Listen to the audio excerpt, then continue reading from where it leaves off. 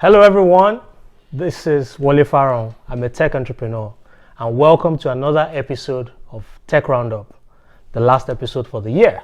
Tech Roundup is your weekly opinion, views and analysis of the top tech events happening around the world with a focus on Nigeria.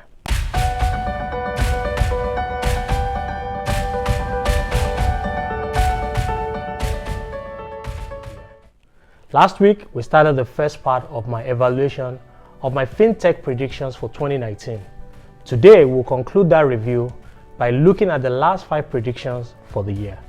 We'll round up this final episode of the year by looking at what we have been able to achieve together this year and thanking members of my team that has made this incredible journey possible.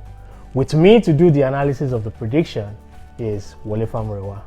Always a pleasure to be with you. Friend of the house. Obviously, it's always a delight to be here to talk tech. Thank you so much for having me. Yeah, absolutely. So I think I'll be leading here and calling your predictions, and we'll be talking through them. Absolutely. So we'll start with prediction 6, as you mentioned. So let's talk about it.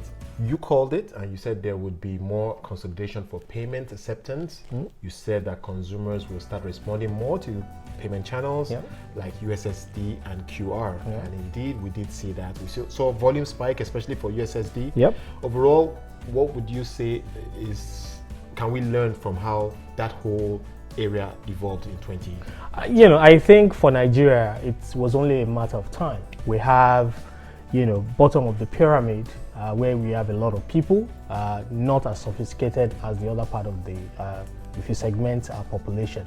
So USSD and other type acceptance that makes it easy for people to be able to make digital payments was going to, at some point, really come up and be.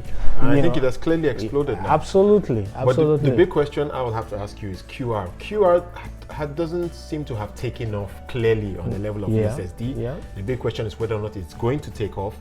And I know NetPlus has a deal with MasterCard, some kind of alliance. So tell me about your expectations for QR. Yeah, you're right. QR hasn't taken off as expected yet. I think the last 2 years has been one where the providers have learned a lot of lessons in terms of usability and making it friendlier to use. And I think we're going to see adoption in 2020. For example, in 2019, NetPlus and MasterCard collaborated to onboard close to 1 million SMEs in Nigeria on QR platform. And we're just going to see that take off next year. I think you can mark that as a prediction. We look forward to it. We certainly will hold you to that. Let's move on to the next point. All right, let's move on to prediction 7. You called it. You said that NIBS, the Nigeria Interbank Settlement System, responsible for regulating our payment systems, will open to the idea of PIN on glass device. This is a situation where mobile devices will be licensed to be point of sale terminals. And we saw that happen.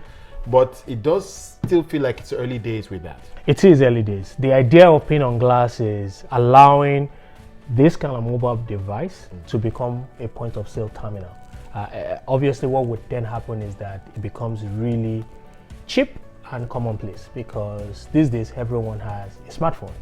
Because right now, those terminals that you see all around are still quite expensive, and not all businesses, especially the small ones, have access to it. Well, in terms of POS becoming, more commonplace, do you see this really crashing the price of the device, so to speak, such that it now becomes more accepted in the marketplace? Not necessarily crashing the price of the traditional ones. So why is this significant? More like making smartphone, which is already commonplace, making it easier for us to convert already existing devices that we have into point of sale. So merchants will not have to invest in POS terminals anymore. They'll simply just add on some device it will just be a matter of getting those devices ready for acceptance. All right. Well, let's move on to prediction 8, and you called it as well. You said that savings and investments through investechs will be more commonplace, and you said that consumers are going to see this as a credible and alternative investment vehicle versus investing in traditional stocks and putting money in a bank account and so forth. We have clearly seen that. The question I have for you is, are we still at the early, is this the early stage of something much bigger? I think it's early stage for a few reasons. One, The guys who are doing investment technology are just starting. They're going to make that technology better and make it more accessible to people. Two, not a lot of people are aware that this technology and this channel exists for investment. But if you look at it overall, these guys are promising and returning higher returns, versus the traditional investment. They're making it a bit low risk, almost comparable to treasury bills. And so there's no reason for people not to. If it's easy to use, it guarantees more return, why not use it? It's come to pass, and I think we're going to see that trend going forward. All right, you also called this, you said that the central bank will likely appoint a new fintech, or should I say fintech governor, who will oversee more regulation that will favor the growth of the industry. We didn't quite see that. I got that wrong. Yeah, I got that wrong.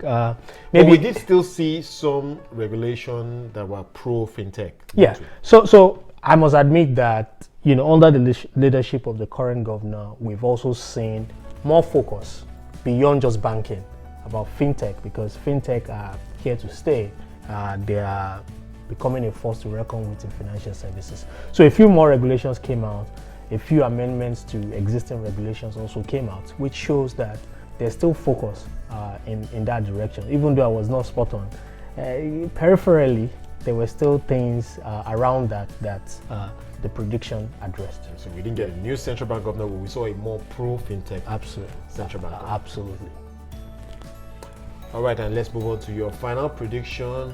You said that for 2019 that Nigerian fintechs will make more inroads into other African countries and apply learning in Nigeria to drive their businesses elsewhere.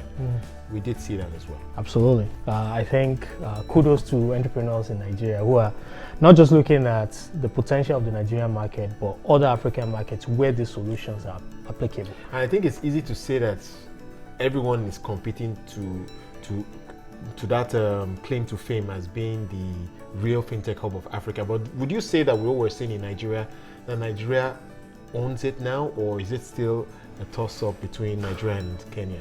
Honestly, I don't think if we do it right, I don't think there should be a contest, to be honest, because we have the market. The Nigerian consumer market is far bigger than any other market, and we also have the talent from an entrepreneurial perspective.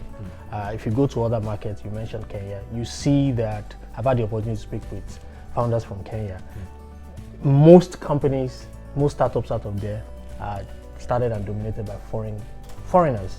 So they're not really indigenous? Yes, so they're not really indigenous when you look at it. In Nigeria, Nigerian startups are driven by Nigerians. Since this is our last episode of the year and season, I thought I would take some time to look through the past 23 weeks and what we've been able to achieve with your support. The very first episode of Tech Roundup was posted in July, and since then, we've released 22 more episodes telling over 60 stories and events around the world. We've interviewed 8 startup founders. We've released episodes across multiple platforms with an aggregate view that exceeds 200,000, getting 1,000 reactions in the process. We've engaged you with over 10 opinion polls, and now we have a radio show on one of the most prominent talk radios in Nigeria. In 2020, we have so much more that we're excited about, and in due course, we will make those announcements. Do have a Merry Christmas, everyone, and a wonderful and prosperous New Year. See you all on Tech Roundup in 2020.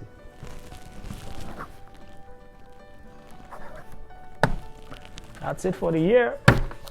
2-3. It's a wrap.